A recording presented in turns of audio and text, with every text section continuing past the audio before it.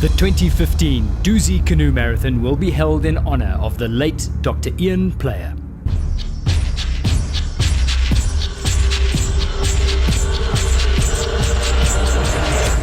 We were all saying what we would like to do if we survived the war.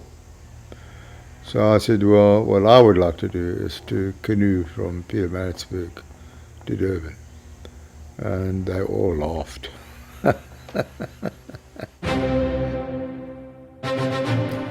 In December 1950, the first brave paddlers set off from Alexandra Park in Pietermaritzburg down the Umsunduzi River, bound for the confluence with the Umgeni and ultimately Blue Lagoon in Durban. They were forced to paddle in pairs of singles, mainly for their own safety. Unsupported, on uncharted rivers and paddling flimsy wood and canvas craft, these were pioneers. Brave, resourceful and tenacious, a band of brothers united in their quest. Only one man finished, the icon, Dr. Ian Player. So in 1951 was the first race. And there were about 8 of us. Anyway, we got just near Table Mountain. By that time, Ernie Pierce and his partner, their canoe had broken up, and all the others pulled out, and so I was alone. So I had a choice, either I carry on alone or I also give up. But by then I was fired with the enthusiasm of it being a race. So I thought, well, I must do it. So I went on alone, and then I eventually finished the race.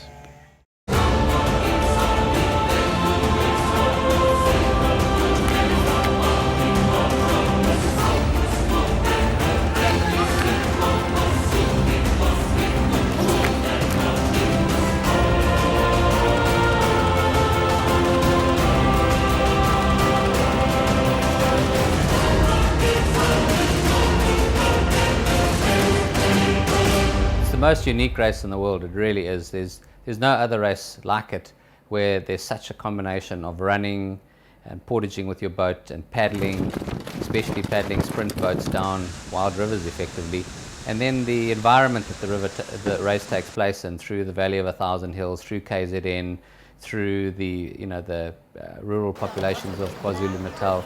All of those things just combine to make the race absolutely awesome. 2015 will be a K1 or singles championship year for the Dusi. Paddling and running with a K1 over the 120 kilometers in 3 days is arguably the ultimate test. Nowhere to hide. Any weakness will be cruelly exposed, and even a fleeting bad patch on one of the 3 stages will be hard to bounce back from.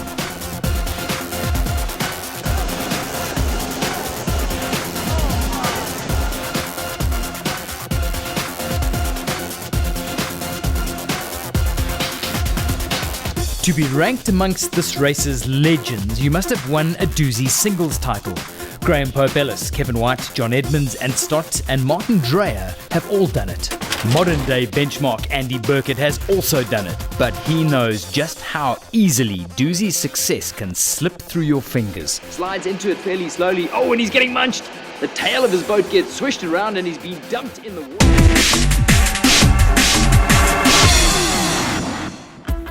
In 2015, the Dusi K1 race is setting itself up to be a fascinating showdown between a handful of exceptional elite athletes who have risen to the top of this unique event through dedication, hard work, accumulated experience and dogged determination, each with their own distinct strengths and attributes. Andy Burkett, 4 times winner, 3 times in a K2 and once in a single. Traditionally, my strength have been running and the transitions into the paddle. But this year things have changed because I've put 2 years of hard work into marathons. So my strength is paddling, and I'm really going to have to work hard at my running to try and improve it, because at the moment it's pretty shocking. Thulani Mbanjwa, history maker with Martin Dreyer in 2008 as the first black winner of the Dusi.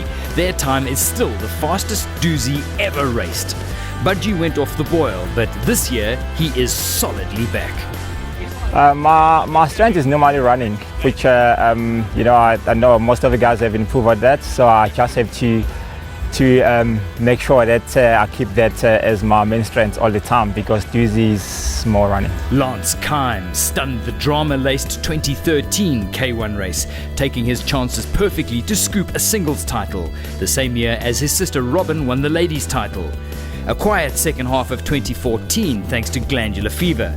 Can he prove the last K1 outing was no flash in the pan? So I would say going into the Dusi, my running is almost always my biggest strength. I can be competitive with the paddling, but the running is where you make a big difference on the Dusi, and you can make a lot more time on your opponents on a portage than you can paddling. But with that said, looking at the competition this year, there's Michael Mbanjwa, or Tulani Mbanjwa is his other name, and Spunelo Kwela, and they are both unbelievable runners. I really struggle to keep up with them on the portages. Meanwhile, on the low slopes of Burma, Zondi catches and passes Kime. This is where Spunelo is so strong. So probably more of a paddler compared to those guys, but then if you also look, there's guys like Andy Burkett, who are incredibly strong paddlers, very difficult to keep up with him paddling wise, so we'll maybe look to try and capitalize on the running against someone like him. Spunelo Kwela.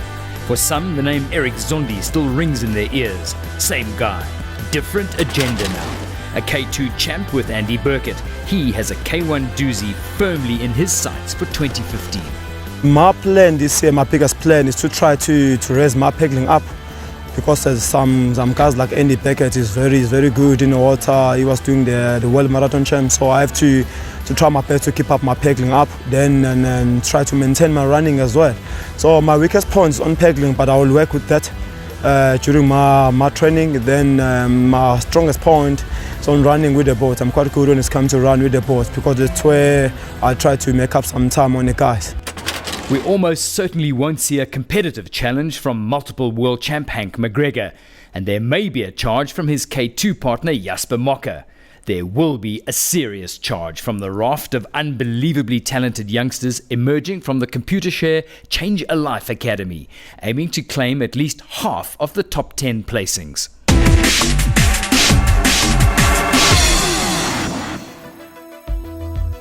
On the women's front, there is a fairy tale waiting to play itself out. Abby Adey has been mercurial this season. Drac SA K1 winner, Berg winner, Sella Descent in Spain winner, and now the Hansa Fish. The Dusi, however, has eluded her year after year after year.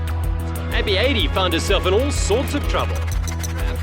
Abby Adey proved that Maze Rapid can be just as dangerous. A swim.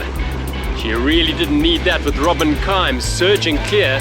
In an era where Abby Ulansky and Robin Kime have dominated, she has not been able to add her name to the women's trophy.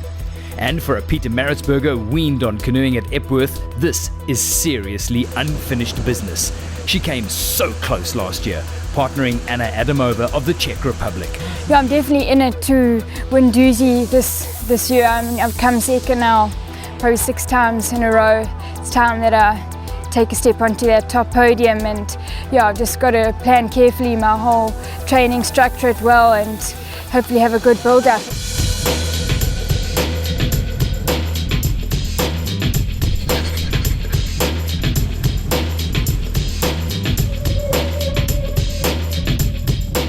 For the 1,500 fanatics that will set off for Durban on the 19th of February, they will follow in the footsteps of legends like Dr. Ian Player, Ernie Pierce, Gordy Rowe, Peter Marriott, and more recently, the late great Dusi King, Graham Pope Ellis. Much of the course is exactly the same, but so much has changed. The river never had the water releases we've got today, and I think that is one bonus as to where the canoeists can be thankful, and that is why the sport has grown to the extent it has, is to be able to have the water releases from the dams, because some of the years where we walked 90% of the race because we never had the water releases, and those are the hard challenges, and you relied on water, rainfall, storms to get you to Durban.